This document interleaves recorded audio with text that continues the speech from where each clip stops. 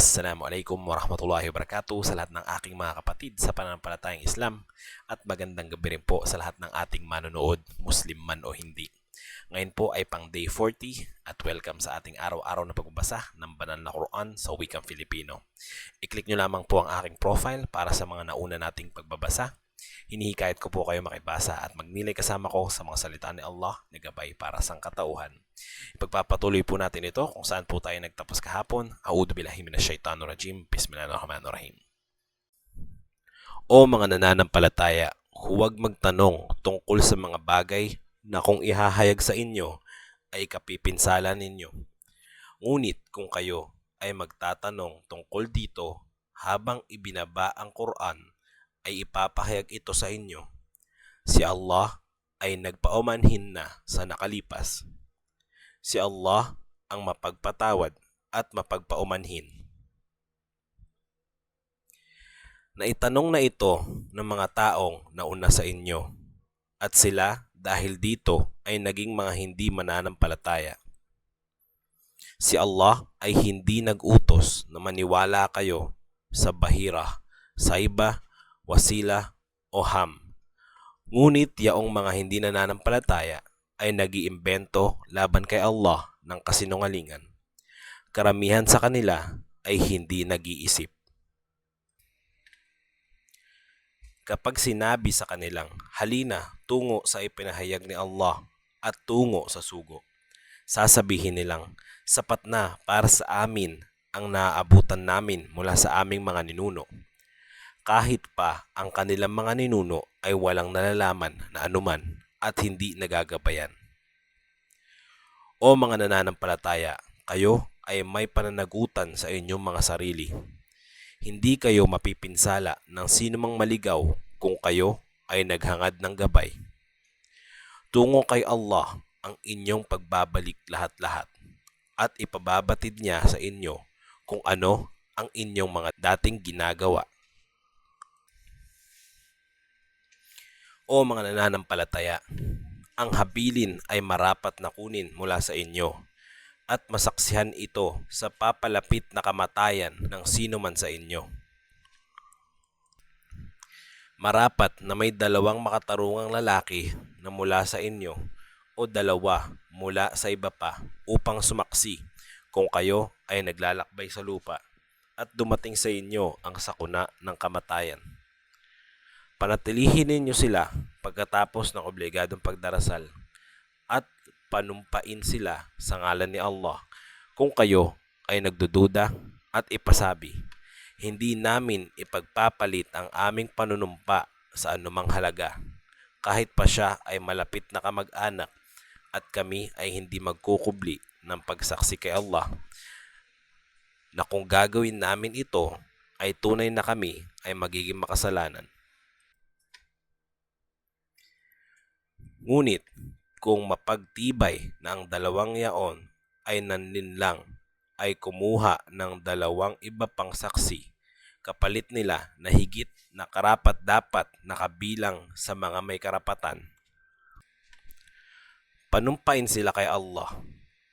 Ang aming pagsaksi ay higit kaysa sa pagsaksi ng naunang dalawang sumaksi at kami ay hindi susuway dahil kung hindi ay tunay na kami ay magiging mga makasalanan. Yaon ay mas malapit sa pagbibigay nila ng pagsaksi sa tamang layunin nito o kaya upang katakutan nila na bawiin ito matapos na ito ay kanilang maibigay. Katakutan ninyo si Allah at makinig kayo. Si Allah ay hindi nagagabay sa mga suwail. Sa araw na titipunin ni Allah ang mga sugo at sasabihin niyang, ano ang itinugon sa inyo? Sasabihin nila, kami ay walang nalalaman. Tunay na ikaw ang nakaalam sa mga nalilingid.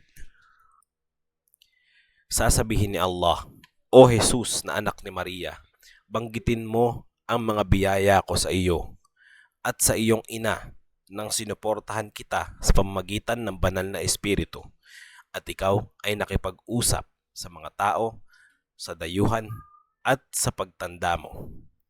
Alalahanin mo nang tinuruan kita ng pagsulat at karunungan at ng Torah at Ebanghelyo.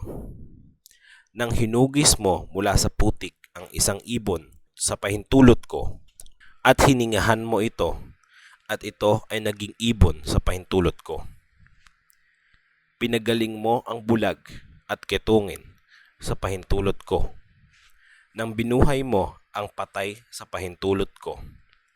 Nang pinigil ko ang angkan ng Israel na patayin ka nang ikaw ay dumating sa kanila na may dalang malilinaw na patunay at ang mga hindi nananampalataya sa kanila ay nagsabi, ito ay malinaw na salamang ka lamang.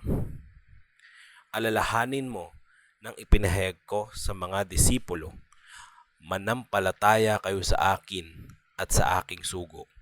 Sinabi nilang, nananampalataya kami at sumaksi ka na tunay na kami ay mga Muslim. Sinabi ng mga disipulo, O Jesus na anak ni Maria, maaari bang ang iyong Panginoon ay magbaba sa amin ng isang mesa mula sa langit? Sinabi ni Jesus, katakutan ninyo si Allah kung kayo ay mga nananampalataya. Sinabi nila, nais naming kumain mula rito at mapanatag ang aming mga puso at malaman namin na naging makatotohanan ka sa amin at kami rito ay maging mga saksi.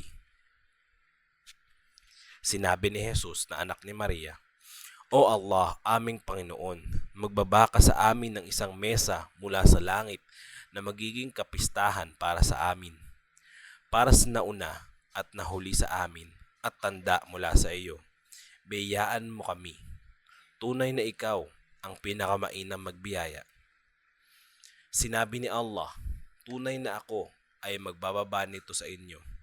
Ngunit sino man sa inyo ang tumalikod sa pananampalataya, pagkatapos nito ay tunay na ako ay magpaparusa sa kanya ng parusang hindi ko ipinarusa sa sino man sa sanlibutan.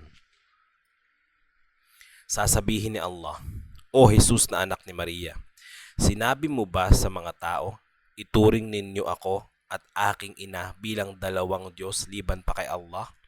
Sasabihin niya, luwalhati sa iyo, hindi marapat para sa akin na magsabi ng bagay na wala akong karapatan dito.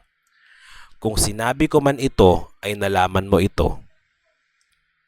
Nalalaman mo kung ano ang nasa aking sarili at hindi ko nalalaman ang nasa iyong sarili. Tunay na ikaw ang nakaalam sa mga nalilingid. Wala akong sinabi sa kanila, liban na lamang kung ano ang inutos mo sa akin. Sambahin ninyo si Allah, ang aking Panginoon at inyong Panginoon. Ako ay saksi sa kanila habang ako ay kapiling nila. Ngunit nang ako ay kinuha mo, ay ikaw ang nakamasid sa kanila at ikaw sa lahat ng bagay ay saksi. Kung parurusahan mo sila, ay tunay na alipin mo sila. At kung patatawarin mo sila, ay tunay na ikaw ang makapangyarihan at ang maalam. Sasabihin ni Allah, ito ang araw na makikinabang ang mga makatotohanan sa kanilang pagiging makatotohanan. Para sa kanila, ang mga hardin na dumadaloy sa ilalim nito ang mga ilog at mananahan sila rito habang panahon.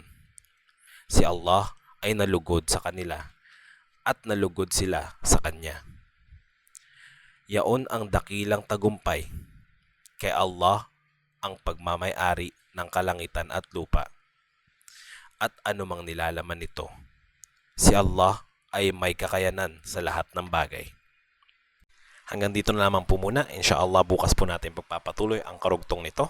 Maraming salamat po sa pakibasa at pakikinig. Gantimpalaan tayo ni Allah. Assalamualaikum warahmatullahi wabarakatuh.